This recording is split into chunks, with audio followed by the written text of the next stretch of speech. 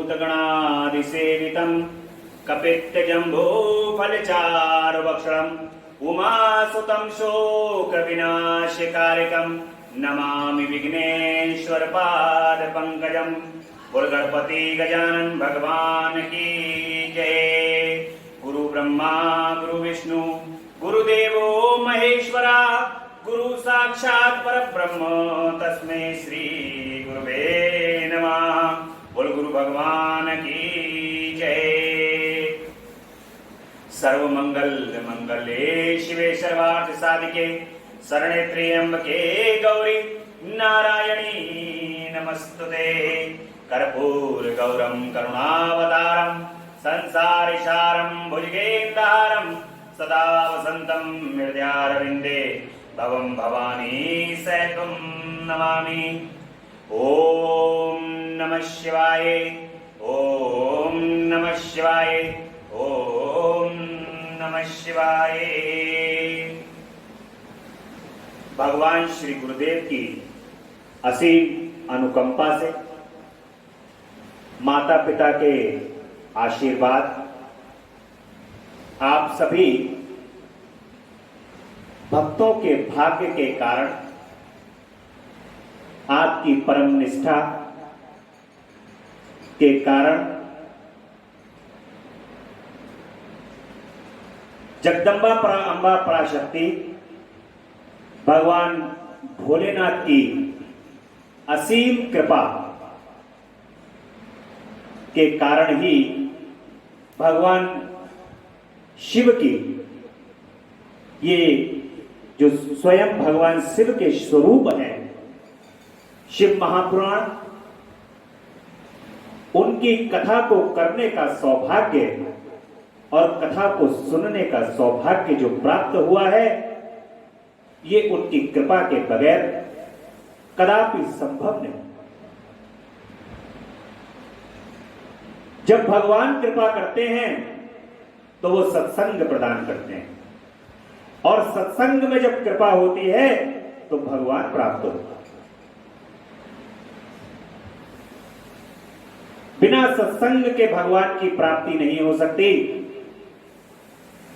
और जब भगवान प्रसन्न होते हैं तो वो सत्संग प्रदान करते हैं, यानी कि सत्संग भगवान की प्रसन्नता है।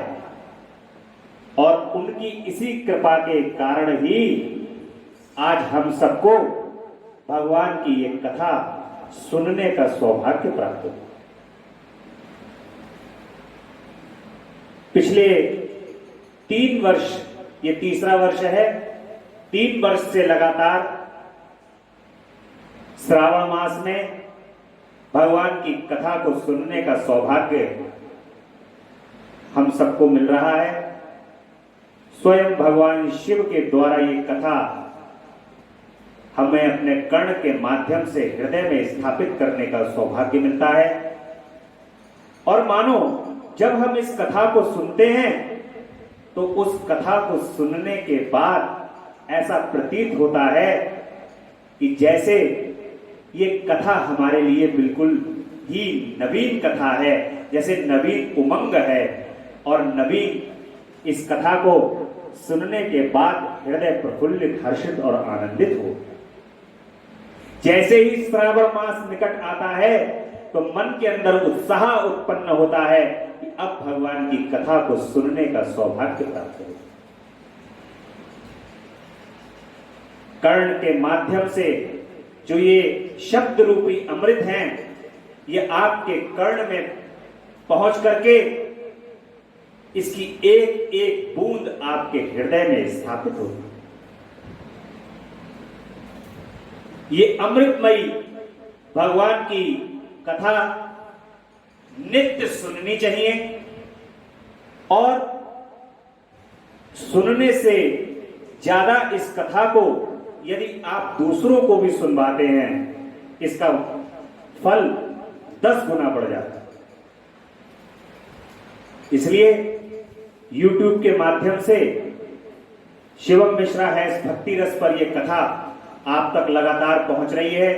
जो भक्त इस कथा को बड़े ध्यान से, ध्यान केंद्रित करके सुन रहे हैं, भगवान शिव उन पर तो कृपा करेंगे ही, परंतु ये कथा यदि आप और लोगों तक पहुंचाते हैं, औरों को सुनवाते हैं, तो भगवान की कथा और कृपा जितनी जगह पहुंचेगी, आपके ऊपर उनकी कृपा दृष्टि उतनी ही ज्यादा बढ़ती चलेगी।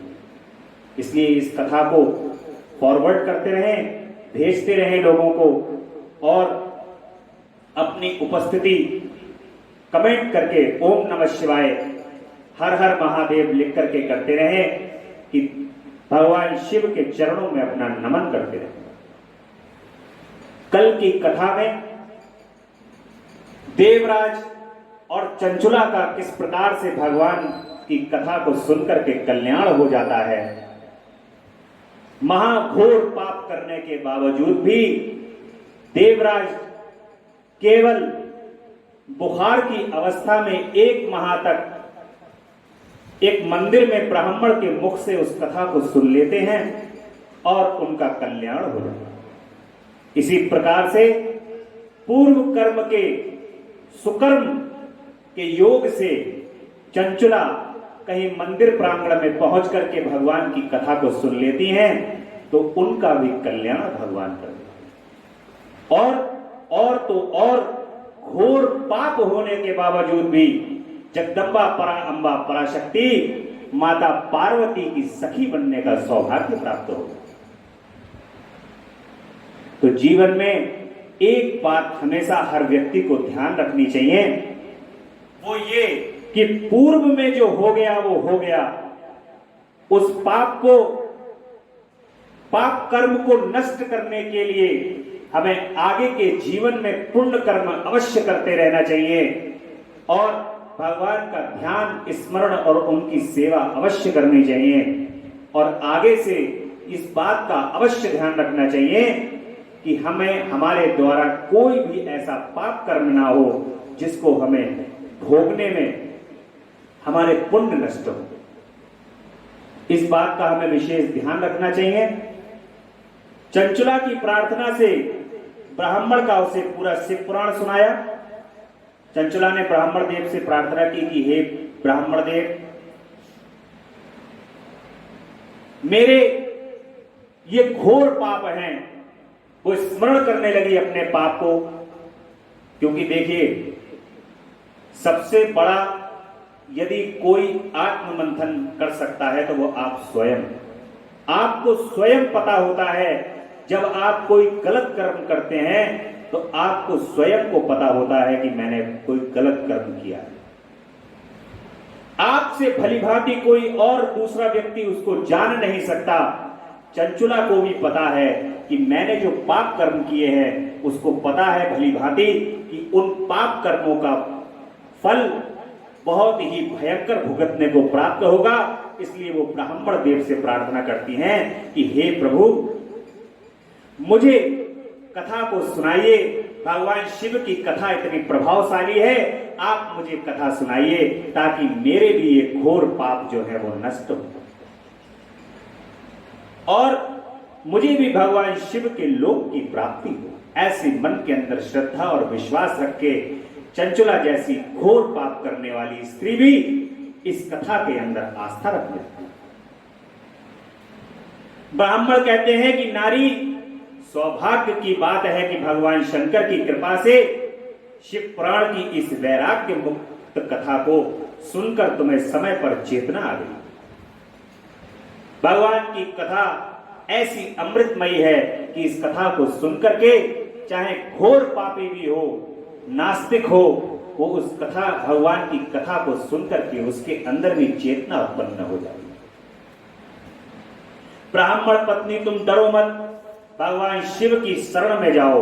शिव की कृपा से सारा पाप तत्काल नष्ट हो जाता है।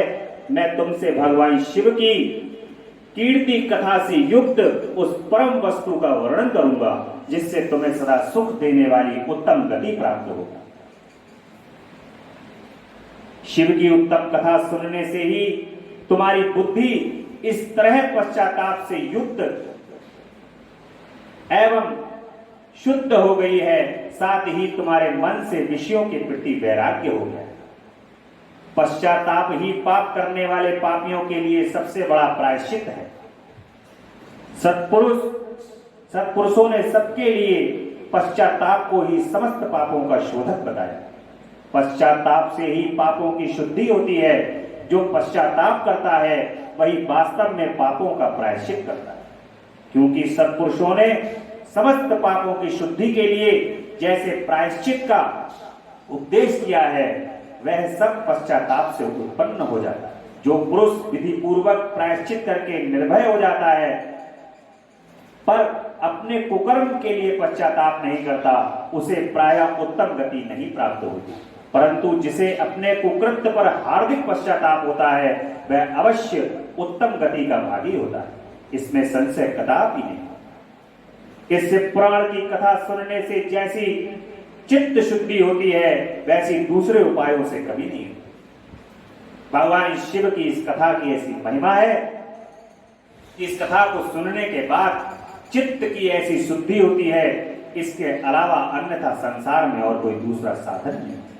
जैसे दर्पण साफ करने पर निर्मल हो जाता है, उसी प्रकार भगवान शिव के पुराण की कथा से चित्त अत्यंत शुद्ध हो जाता है, इसमें संशय कदापि नहीं।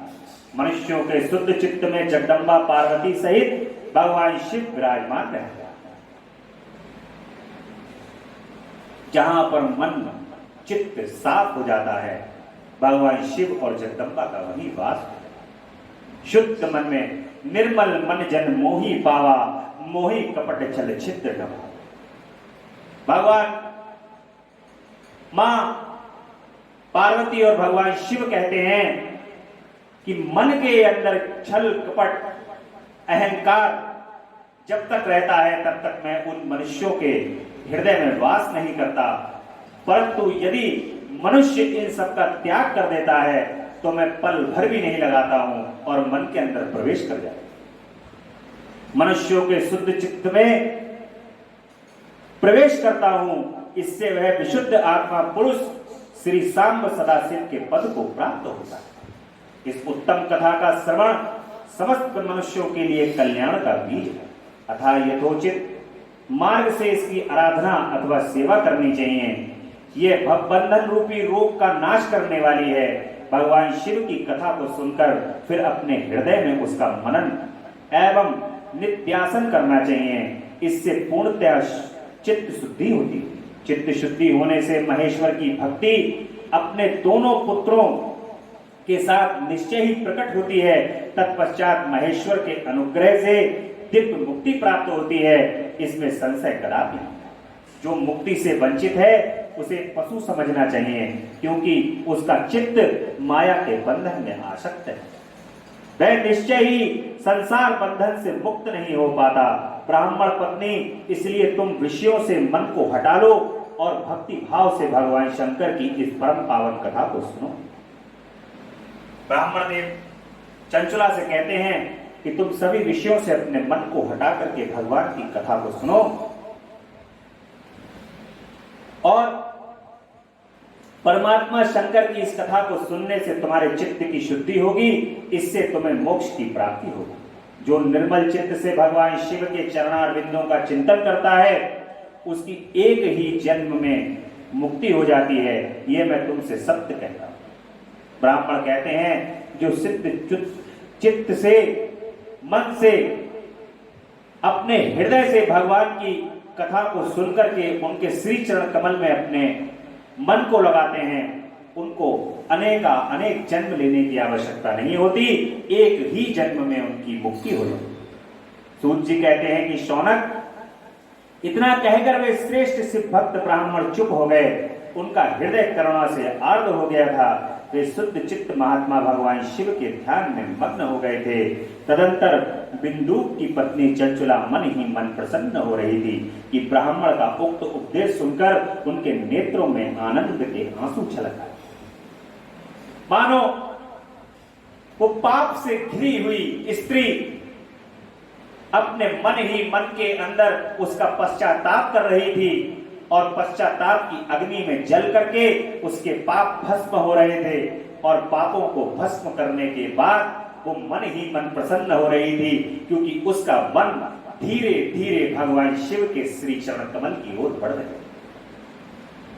भगवान श्री शिव के सदाशिव के श्री चरण कमल की ओर उसके मन पहुंच रहा था, तो उसके मन के अंदर जो प्रसन्नता थी वो संसार की प्रसन्नता से बिल्कुल अलग थी।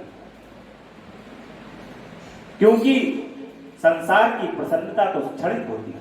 यहां पर यदि कोई कार्य प्रसन्नता प्रदान करता है तो कुछ ही देर बाद उसी कार्य से दुख की प्राप्ति होने लगती है। परम सुख की प्राप्ति तो भगवान शिव, माता पार्वती, जगदम्बा अम्बा पराशक्ति के श्री चरण कमल की भक्ति में लगाने से और उनके श्री चरण कमल में स्नेह करने से जो प्रसन्नता प्राप्त होती है, वो प्रसन्नता कभी जीवन के अंदर नष्ट नहीं होती। क्योंकि आप यदि उनके चरण कमल के अंदर अपने मन को लगाते हैं और उनके चरण कमल की कृपा से जो आपको प्राप्त होता है वो कदापि आपको दुख प्रदान नहीं कर सकता। ये बिल्कुल निश्चित है। इस संसार के अंदर जो संसार पर भरोसा करता है, इस संसार में रहकर संसार पर भरोसा करता है, संसार उसको अगले ही पल धोखा देता है। जो प्रभु के श्री चरण कमल पर, भगवान शिव और जगदम्बा के श्री चरण कमल पर भरोसा करता है, ऐसे भरोसे से उसको जो प्राप्त होता है, ऐसे जीवन के अंदर मिलने वाली वस्तु कभी व्यक्ति को जीवन में धोखा नहीं। इसलिए भरोसा केवल अपने प्रभु के चरण कमल पर करो, अपने प्रभु के श्री चरण कमल पर ही भरोसा रखो, ताकि ये आपको मन के अंदर विश्वास होना चाहिए कि मुझे जो भी प्राप्त हो रहा है वो मेरे प्रभु की श्री चरण कमल की सेवा से ही प्राप्त हो। मुझे इस संसार के अंदर कोई भी वस्तु प्राप्त नहीं हो सकती यदि मेरे प्रभु के श्री चरण कमल ना हो। सदैव इस बात का स्मरण जो व्यक्ति रखते हैं उनके जीवन में कभी दुख नहीं आता, उनको दुख छू करके भी नहीं निकलता। क्योंकि आप परम सुख के पास बैठे हैं। जहां पर परम सुख होता है वहां दुख का कोई कोना नहीं होता। इसलिए परम सुख की यदि आपको प्राप्ति करनी है तो अपने प्रभु के चरण कमल पकड़े रहो, अपने प्रभु के श्री चरण कमल से टकटकी लगाए रहो। यही आपके लिए परम सुख का परम मंत्र है। तो सभी को भगवान के चरण कमल पर विश्वास करते हुए अपने जीवन को सार्थक करना चाहिए। और ब्राह्मण के उपदेशों को जिस प्रकार से चंचला ने सुना है, उसके नेत्र जो हैं वो आंसुओं से भर आए हैं। वह ब्राह्मण पत्नी चंचला हर्ष भरे हृदय से उन श्रेष्ठ ब्राह्मण के दोनों चरणों में गिर पड़ी और हाथ जोड़कर बोली कि मैं कृतार्थ हो गई। तत्पश्चात उठकर वैराग्य युक्त उत्तम बुद्धि वाली वह स्त्री जो अपने पापों के कारण आतंकित थी, उन महान शिव भक्त ब्राह्मण से हाथ जोड़कर गदगद वाणी से बोली कि हे ब्राह्मण देव, शिव भक्तों में श्रेष्ठ स्वामी, आप धन्य हैं, परमार्थदर्शी हैं और सदा परोपकार में लगे हैं। इसलिए हे श्रेष्ठ साधु पुरुषों में प्रशंसा के योग्य साधुओं में नरक के समुद्र में गिर रही हूं, आप मेरा उद्धार कीजिए।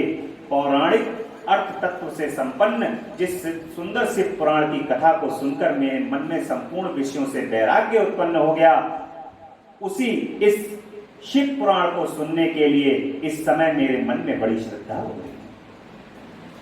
सूत जी कहते हैं कि ऐसा कहकर हाथ जोड़कर उनका अनुग्रह पाकर चंचला उस शिव पुराण की कथा को सुनने की इच्छा मन में लिए उन ब्राह्मण देवता की सेवा में तत्पर हो गए। तदंतर शिव भक्तों में श्रेष्ठ और शुद्ध बुद्धि वाले उन ब्राह्मण देव ने उसी स्थान पर उस स्त्री को शिव पुराण की उत्तम कथा सुनाई। इस प्रकार उस गोकर्ण नामक महाक्षेत्र में उन्हीं श्रेष्ठ ब्राह्मण से उसने शिव पुराण की कथा, वह परम उत्तम कथा सुनी जो भक्ति ज्ञान और वैराग्य को बढ़ाने वाली तथा मुक्ति को देने वाली। उस परम उत्तम कथा को सुनकर वह ब्राह्मण पत्नी अत्यंत कृतार्थ हो गई, उसका चित्त शीघ्र ही शुद्ध हो गया। फिर भगवान शिव के अनुग्रह से उसके हृदय में शिव के सद्गुण का चिंतन होने लगा। इस प्रकार उसने भगवान शिव में अपनी भक्ति को लगा लिया। उत्तम बुद्धि पाकर शिव के सच्चिदानंदमय स्वरूप का बारंबार चिंतन आरंभ कर दिया। जिसका मन शुद्ध हो गया, भगवान के श्री चरण कमल का जिसने चिंतन कर लिया, अब उसको संसार, इसके अतिरिक्त उसको संसार में अब कुछ भी नहीं चाहिए। क्योंकि मन जब शुद्ध है और मन शुद्ध मन के अंदर भगवान के श्री चरण कमल बड़ी जल्दी प्रवेश करते हैं, और वहां से प्रवेश होने के बाद फिर इसके अतिरिक्त इस संसार में फिर व्यक्ति को कुछ रह नहीं जाता। भक्ति, ज्ञान और वैराग्य से युक्त चंचुला ने अपने शरीर को बिना किसी कष्ट के त्याग दिया। इस संसार में यदि कोई भी दुख का कारण है तो वो है मोह। मोह के कारण ही व्यक्ति को दुख होता है। क्योंकि आप जिससे मोह करते हैं वो व्यक्ति जरा सा आपके लिंक से हटकर के दूसरे रास्ते पर चलता है, तब आपको कष्ट की प्राप्ति होती कि देखो यार ये मेरा कहना नहीं मानता, कि देखो यार इसने ऐसा कर दिया, कि देखो ये ऐसा बोल रहा है।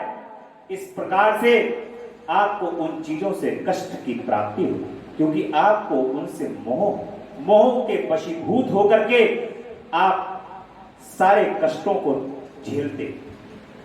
लेकिन जब आपका वैराग्य भगवान के चरण कमल में होता है, तो उस समय पर आप सभी संसार की जितनी भी लीलाएं हैं वो भगवान की लीलाओं से जोड़ देते हैं। आप कहते हैं संसार के अंदर जो भी कुछ हो रहा है वो मेरे शिव कर रहे हैं, मेरी जगदम्बा कर रही है। इस संसार के अंदर जो भी कुछ है वो मेरे शिव का है, मेरी जगदम्बा का है। इसके अतिरिक्त इस संसार के अंदर कुछ भी नहीं है। जब भगवान शिव और जगदम्बा के अतिरिक्त इस संसार के अंदर कुछ नहीं है, तो फिर जो ये हो रहा है वो भी भगवान शिव और जगदम्बा की लीला ही। और जो लीला भगवान की है तो फिर कष्ट कैसे? तो वो लीला, जो मोह जिसके कारण आप परेशान हो रहे थे, वो मोह का कारण खत्म हो जाता है। जब कारण खत्म होता है तो दुख की प्राप्ति आपको कदापि हो नहीं सकती। इसलिए अपने जीवन को सदैव भगवान के चरण में आसक्त रखते हुए उनकी लीला को समझकर संसार में सदैव रहना चाहिए। और जब इस संसार से, बंधन से मुक्त होकर के जब आप भगवान के परम श्री चरण कमल के अंदर प्रवेश करोगे, तब आपको कदापि ये शरीर छोड़ते हुए चंचुला की भांति कभी कष्ट नहीं होगा। ये शरीर, इसमें से आत्मा निकल करके आपके प्रभु के श्री चरण कमल के अंदर ऐसे समाहित हो जाएगी जैसे आप प्रफुल्लित, हर्षित और आनंदित होते हुए उनके चरण कमल में पहुंच जाए। कष्ट, मोह वाले को बहुत कष्ट होता है इस संसार में शरीर को छोड़ते, लेकिन जिसको मोह नहीं होता उसको संसार को छोड़ने में, भगवान के चरण कमल में पहुंचने में कोई कष्ट हो ही नहीं सकता। तो चंचुला अपने शरीर को बगैर किसी कष्ट के त्याग देती हैं। इतने ही त्रिपुर शत्रु भगवान शिव का भेजा हुआ एक दिव्यमान द्वैत गति से वहां पर पहुंचता है और उनको अपने गणों से संयुक्त और भांति भांति के शोभा साधनों से संपन्न चंचुला को उस विमान पर आरूढ़ हुई, उनको बैठा करके भगवान शिव के लोक में। आपने देखा देवराज जिनको भगवान शिव के गण लेने के लिए आते हैं, और एक चंचुला है जिनको विमान लेने के लिए आते हैं। कैसी भक्ति है भगवान शिव की, कैसी भक्ति है कि भगवान शिव के भक्तों को किसी भी प्रकार का कोई अन्य काल हाथ नहीं लगा सकता। भगवान शिव को तो शिव के गण, भक्तों को तो शिव के गण ही हाथ लगा सकते हैं और भगवान शिव ही बुला सकते हैं। ऐसी लीला मेरे प्रभु की, ऐसी लीला को सुनने के बाद भी यदि बंजर मन के अंदर भी भक्ति उत्पन्न हो जाती है, अगर आपके मन के अंदर भी यदि एक बूंद भी भक्ति की है, तो ऐसे प्रभु के श्री चरण कमल पर तो आपको बारी बारी जाना चाहिए। ये वह दिव्य रूप धारणी दिव्यांगना हो गई। इस संसार में रह करके जो पाप कर्म किए थे, भगवान की कथा और उनकी भक्ति से वो शुद्ध हो गई और वहां पहुंच करके वे दिव्यांगना हो गई थी और दिव्य रूपणी हो गई थी। उनके दिव्य अवयव उनकी शोभा बढ़ा रहे थे। मस्तक पर अर्धचंद्र का मुकुट धारण किए हुए गौरांगी देवी शोभाशाली दिव्य आभूषणों से विभूषित हो रही थी। इस प्रकार से भगवान की लीला यहाँ प्रकट हो रही थी। शिवपुरी में पहुंच करके उसने सनातन देवता त्रिनेत्रधारी भगवान महादेव को वहां पर दर्शन किए। सभी मुख्य देवता उनकी सेवा में खड़े थे। देखिए भगवान शिव के यहाँ जब वो पहुंची यहां से, और वो सभी देवता जो देव हैं वो उनकी सेवा में वहां पर पहुंचे हुए। गणेश, भृंगी, नंदीश्वर, वीरभद्रेश्वर आदि उनकी सेवा में उत्तम भक्ति भाव से उपस्थित थे। उनकी अंग कांति करोड़ों सूर्यों के समान प्रकाशित हो रही थी। कंठ में नील चिन्ह शोभा पा रहा था। 5 मुख और प्रत्येक मुख में 3 नेत्र थे। मस्तक पर अर्ध चंद्रमाकार मुकुट शोभा देता था। उन्होंने अपने वामांग भाग में माता गौरी को बिठा रखा था, वे जो विद्युत पुंज के समान प्रकाशित थी। गौरीपति महादेव जी कांति कपूर के समान गौर थी। उनका सारा शरीर श्वेत भस्म से भासित था। शरीर पर श्वेत वस्त्र शोभा पा रहे थे। इस प्रकार परम उज्जवल भगवान शंकर का दर्शन करके वह ब्राह्मण पत्नी चंचुना बहुत प्रसन्न हुई। अत्यंत प्रीति युक्त होकर उसने बड़ी उतावली के साथ भगवान को बारंबार प्रणाम किया। फिर हाथ जोड़कर बड़े प्रेम और आनंद संतोष से युक्त होकर विनीत भाव से खड़ी हुई। उसके नेत्रों से आनंद अश्रुओं की अविरत धारा बह रही तथा संपूर्ण शरीर में रोमांच हो रहा था। उस समय भगवती पार्वती और भगवान शंकर उसे बड़ी करुणा के साथ अपने पास बुला रहे थे। ऐसी स्थिति होती है। ये मानो भगवान शिव के प्रत्येक भक्त का वर्णन हो। जैसे भगवान शिव का भक्त इस संसार को छोड़ करके जब शिवलोक को प्राप्त करता है तो किस प्रकार की उसकी गति होती है, ये ऐसा वर्णन है। चंचुला तो यहां पर एक उदाहरण है, परंतु ये भगवान शिव के भक्तों का वर्णन। उस समय भगवती माता पार्वती, उनको पार्वती जी ने दिव्य रूप धारणी बिंदु प्रिया चंचुला को प्रेम पूर्वक अपनी सखी बना लेती हैं। माता प्रसन्न हो जाती हैं, इतना प्रसन्न हो जाती हैं। देखिए रामायण में भी भगवान राम जो हैं वो उनकी सेवा कौन करता है? भगवान राम की सेवा करते हैं हनुमान जी। पूरी रामायण आप पढ़ लीजिए, भगवान राम ने कहीं पर भी हनुमान जी को आशीर्वाद स्वरूप या वरदान नहीं दिया। वरदान किसने दिया? माता सीता। माता कहती हैं, प्रसंग है जब हनुमान जी माता के कक्ष में जाते हैं। देखिए माता सीता के कक्ष में जाने की अनुमति किसे है? हनुमान जी को बगैर रोक टोक के। हनुमान जी को माता सीता के कक्ष में और कोई नहीं जा सकता।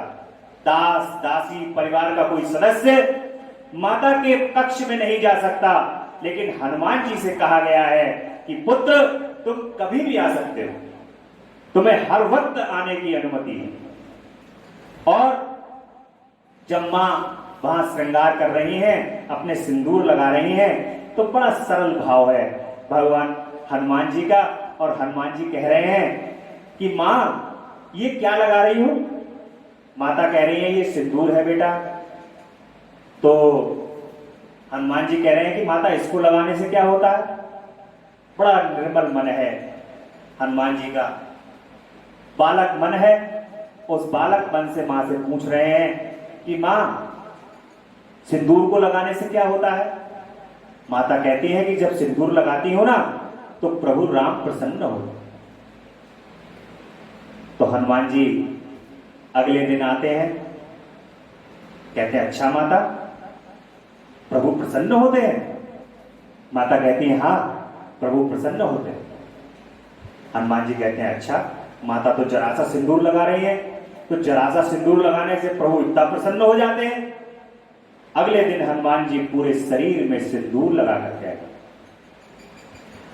अब माता देखती है हनुमान जी को और कहती है, अरे हनुमान, ये तो तुम पूरे शरीर पर अपना सिंदूर लगा करके आ गए। हनुमान जी कहते हैं कि माता, आप जरा सा सिंदूर लगाती हो तो प्रभु प्रसन्न हो जाते हैं, मैंने तो पूरे शरीर में सिंदूर लगा दिया है। मां बहुत प्रसन्न होती हैं, अति प्रसन्न होती हैं और कहती हैं कि अजर अमर गुण निधि सुत हो, करऊ बहुत रघुनायक छो। जगदम्बा उनको आशीर्वाद दे देती हैं। तो ऐसी तो माता है, मां आशीर्वाद देने में अग्रणी है। और इसी प्रकार से माता चंचुला को भी अपनी सखी बना लेती हैं। माता प्रसन्न हो जाती हैं। भगवान शिव में जो आस्था रखता है, भगवान शिव की जो भक्ति करता है, जगदम्बा परा अम्बा पराशक्ति की कृपा उसको सहजता से प्राप्त हो जाती है। मां बड़ी अति शीघ्र प्रसन्न हो जाती है जो भगवान शिव की भक्ति करता है। माता की प्रसन्नता का कारण ही भगवान शिव है।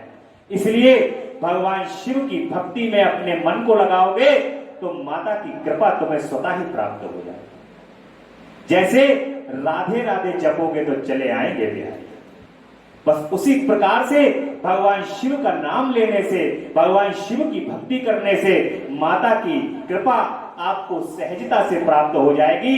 ये 2 in 1 है। मां बड़ी सहजता से कृपा करती हैं और अपने भक्तों को हृदय से लगा लेती हैं। जो शिव भक्त होता है उन शिव भक्तों को माता हृदय से लगाने का कार्य, क्योंकि वात्सल्य और माता का जो प्रेम है वो आपको प्राप्त भगवान शिव की भक्ति से ही हो सकता है। तो चंचुला को माता अपनी सखी बना लेती हैं और अपने पास रख लेती हैं। कैसा सौभाग्य उससे चंचुला को प्राप्त होगा। ऐसी भक्ति है भगवान की, ऐसी कृपा है उनकी, ऐसी कृपा मां जगदम्बा की। और माता पार्वती प्रेम पूर्वक उनको अपनी सखी बना लेती हैं। वह उस परमानंद घन ज्योति स्वरूप सनातन धाम में अविचल निवास पाकर दिव्य सौख्य से संपन्न हो अक्षय सुख का अनुभव करने लगे।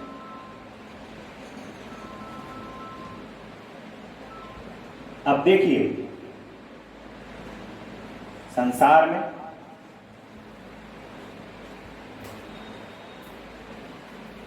पत्नी का धर्म होता है स्वयं का कल्याण और साथ में अपने पति का भी कल्याण। चंचुला के प्रयत्न से माता पार्वती की आज्ञा पाकर तुम्बुरु का बिंद पर्वत पर शिव पुराण की कथा सुनाकर बिंदुक का पिशाच योनि से उद्धार तथा उन दोनों दंपत्ति का शिव धाम में सुखी हो। अब चंचुला जब भगवान शिव के धाम में पहुंच ही गई हैं तो वो माता से मन ही मन प्रार्थना कर रही हैं, उनके श्री चरण कमल में प्रार्थना कर रही हैं कि हे प्रभु, हे मां जगदम्बा, मेरा पति जो कि दुष्कर्म के कारण पिशाच योनि को प्राप्त हो चुका है, मां ऐसी कृपा करो कि वो भी इस पिशाच योनि से मुक्त होकर के भगवान शिव के लोक को प्राप्त करे। भगवान शिव की जो ये कथा है, ये कथा बड़े से बड़े पिशाचों को, बड़े से बड़े जिन्नों को, भूतों को, प्रेतों को अपनी योनि से मुक्त कर देती। जो भगवान की कथा का श्रवण कर लेता है मनुष्य शरीर को रख करके, उसको कभी पिशाच योनि, प्रेत योनि की प्राप्ति नहीं हो सकती। और यदि भगवान की ये कथा जहां तक ये कथा पहुंच रही है, वहां तक भी ये कथा यदि पहुंच रही है और वहां पर भी पिशाच भूत प्रेत का यदि कोई वास है, वहां पर भी यदि कोई ये कथा पहुंच रही है, तो वो भूत पिशाच भी अपनी योनि से मुक्त होकर शिव के लोक को प्राप्त करेगा। ऐसी इस कथा की महिमा। सूत जी कहते हैं कि सौनक, एक दिन परमानंद में निमग्न हुई चंचुला ने उमा देवी के पास जाकर प्रणाम किया।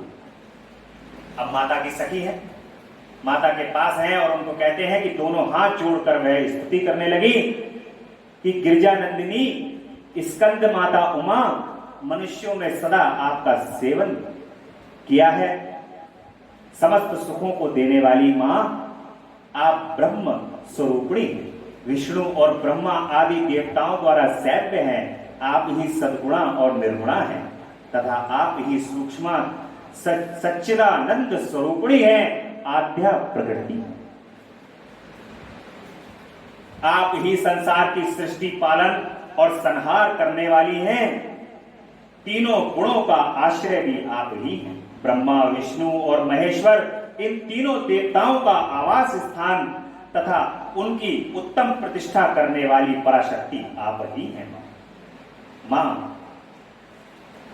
समस्त तीनों लोकों को शक्ति के द्वारा संचालित किया जाता है और वो शक्ति जगदंबा परा अंबा है। आगे के ये कथा क्योंकि 2 माह तक चलेगी, अधिक मास भी इसमें है, तो अधिक मास के बाद जब ये कथा 15 दिन रह जाएंगे तो उमा संहिता बीच में आएगी।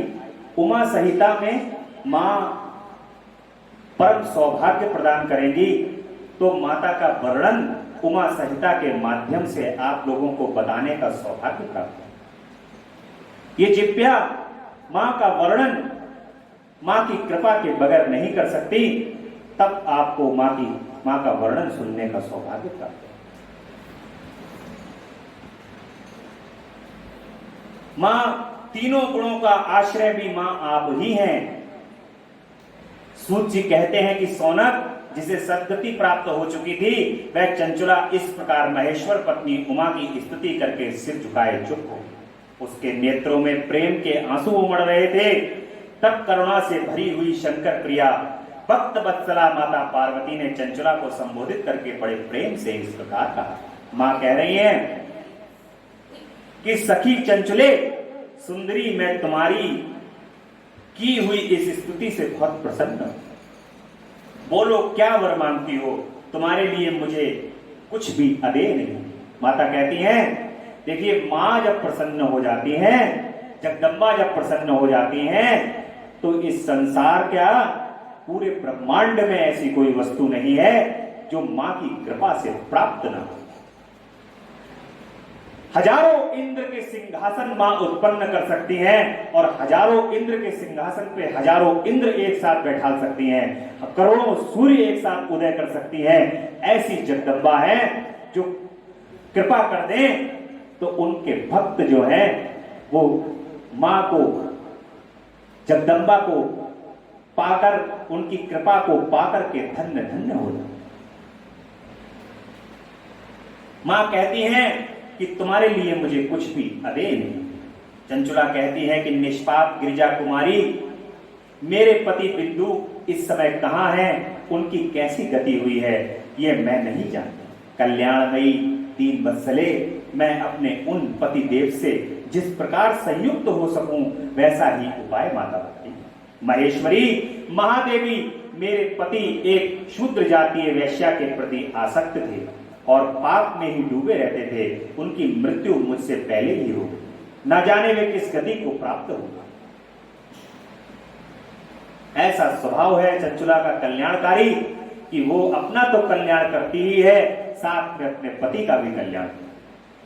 गिरिजा माता बोली कि बेटी, तुम्हारा बिंदु नाम वाला पति बड़ा पापी था, उसका अंतःकरण बड़ा ही दूषित था। वैश्या का उपभोग करने वाला वह महामूल मरने के बाद नरक में पड़ा। अगणित वर्षों तक नरक में नाना प्रकार के दुखों को भोग कर वह पापात्मा अपने शेष पापों को भोगने के लिए विंध्य पर्वत पर पिशाच हुआ।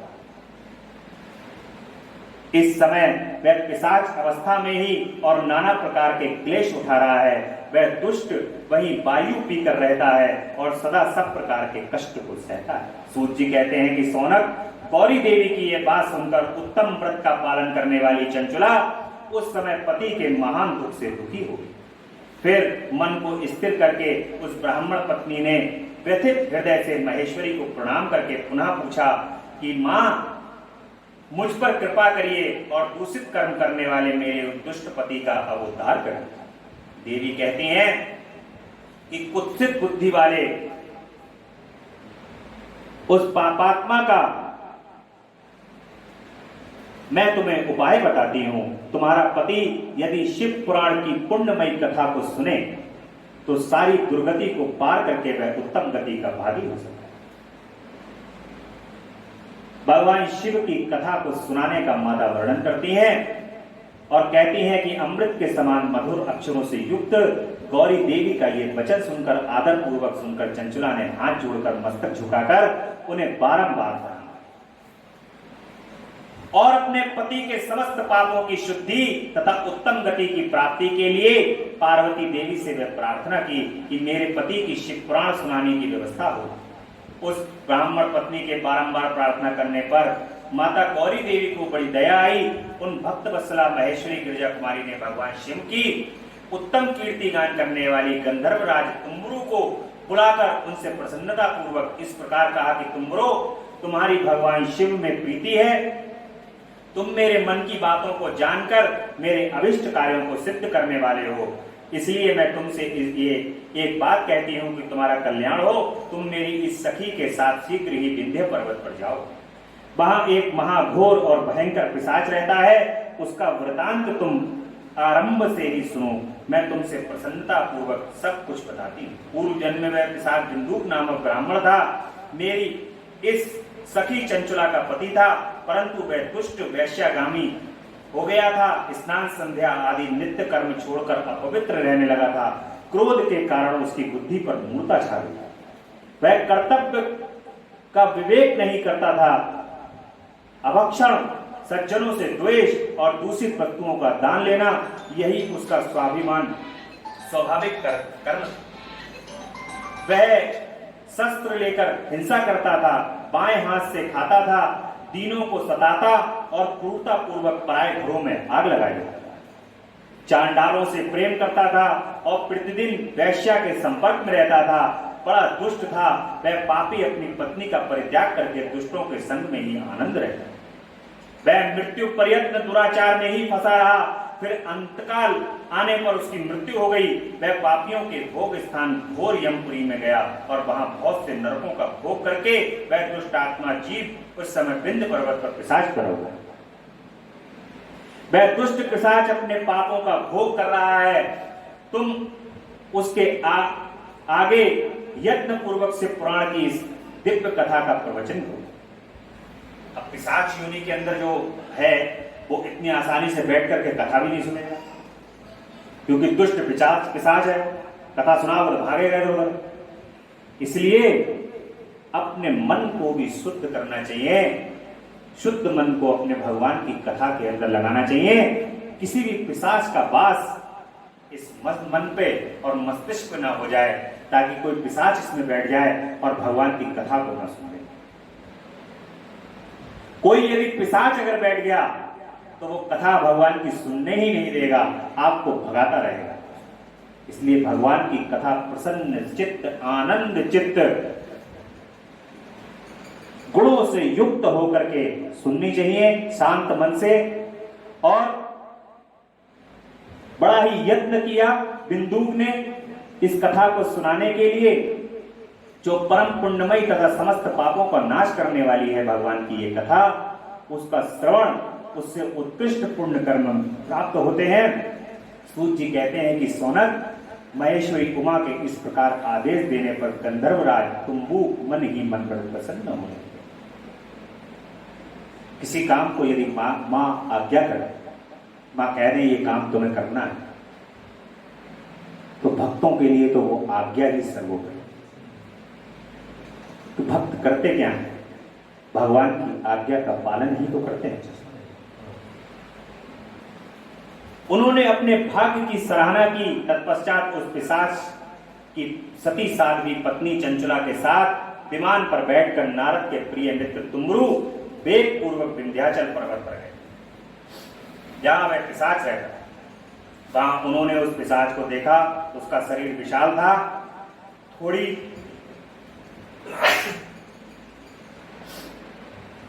उसका शरीर बहुत विशाल, थोड़ी बहुत बड़ी थी। वह कभी हंसता, कभी रोता और कभी उछलता था। उसकी आकृति बड़ी विकराल थी। भगवान शिव की उत्तम कीर्ति का गान करने वाले महाबली तुम्बरु ने उस अत्यंत भयंकर पिशाच को पाशों द्वारा बांध लिया।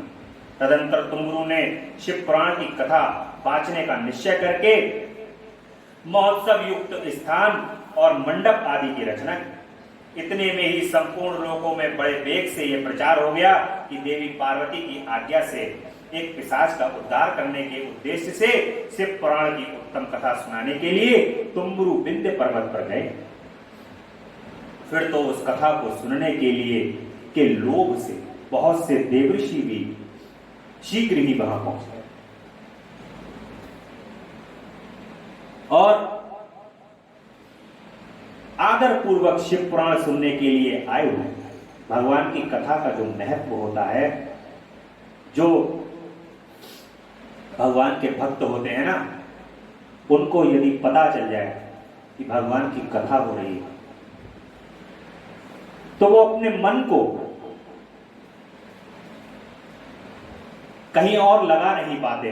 भगवान की कथा को सुनना है, भगवान की कथा में जाना है, इस प्रकार से उनका हृदय हो। और खास तौर से तुम्बरु जैसे भगवान शिव के भक्त हैं जो उस कथा को सुना रहे हैं, तो ऋषि मुनि सब ये सोच रहे हैं कि ऐसा सौभाग्य माता की आज्ञा से वो भी प्राप्त हुआ है। ऐसा सौभाग्य और कब प्राप्त होगा ये कुछ कहा नहीं जा सकता। तो इस कथा को अवश्य सुन लो। और भगवान की कथा अद्भुत और कल्याणकारी है। वहां पर सभी समाज जुट जाता है। फिर तुम्बरु ने उस पिशाच को पाश में बांधकर आसन पर बैठाया और हाथ में वीणा लेकर गौरी पति की कथा का गान आरंभ किया। क्योंकि पिशाच है, उसकी प्रवृत्ति है, उसका दोष नहीं है। जिस योनि को वो प्राप्त किया है, जो दुष्टता से वो प्राप्त हुआ है, वो उसकी प्रवृत्ति, उस प्रवृत्ति को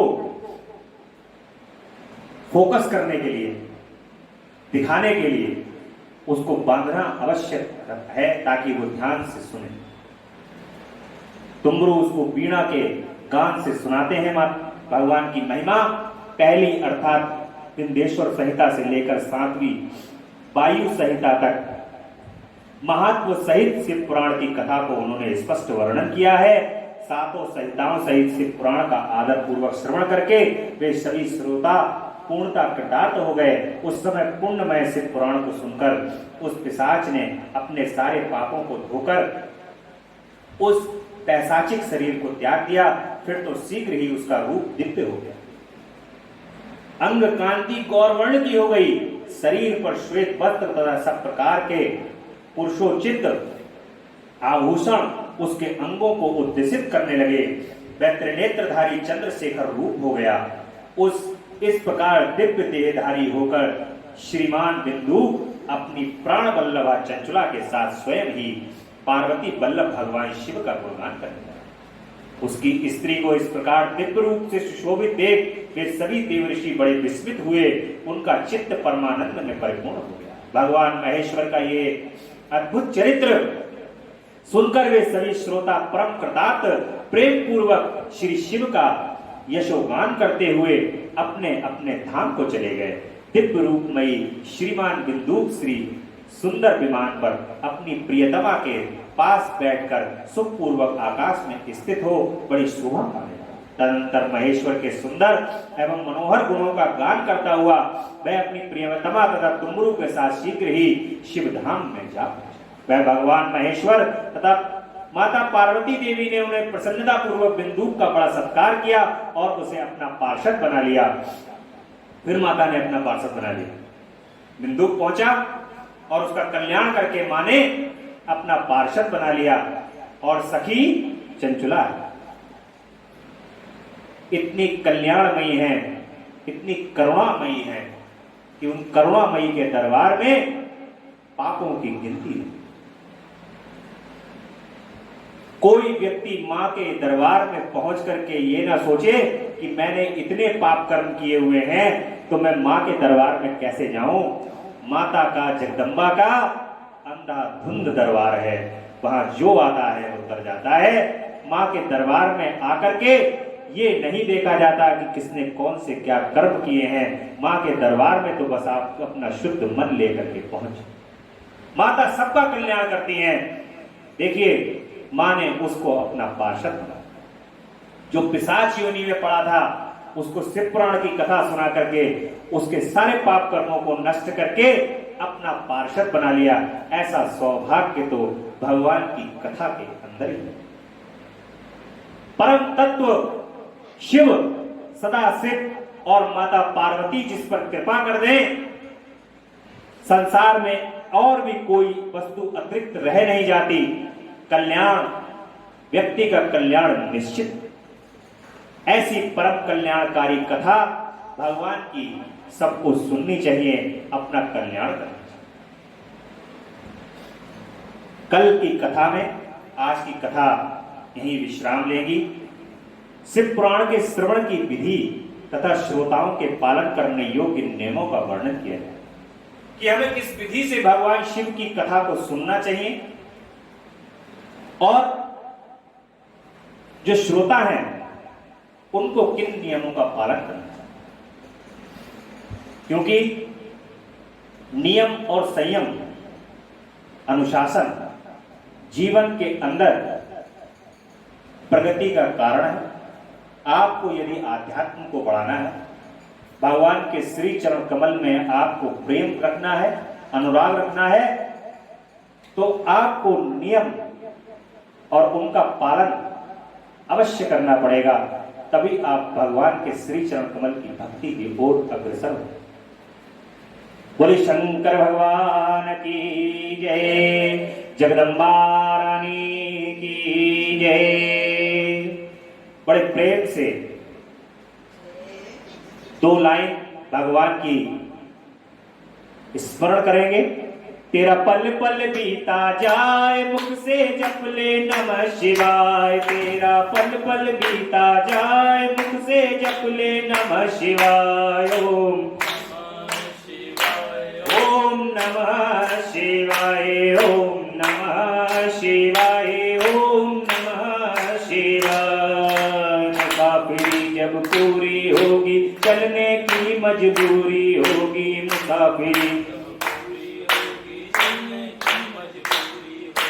अवसर खाली न जाए, मुख से जप ले नमः शिवाय। तेरा अवसर खाली न जाए, मुख से जप ले नमः शिवाय। ओम नमः शिवाय, ओम नमः शिवाय, ओम नमः शिवाय, ओम नमः शिवाय, ओम नमः शिवाय, ओम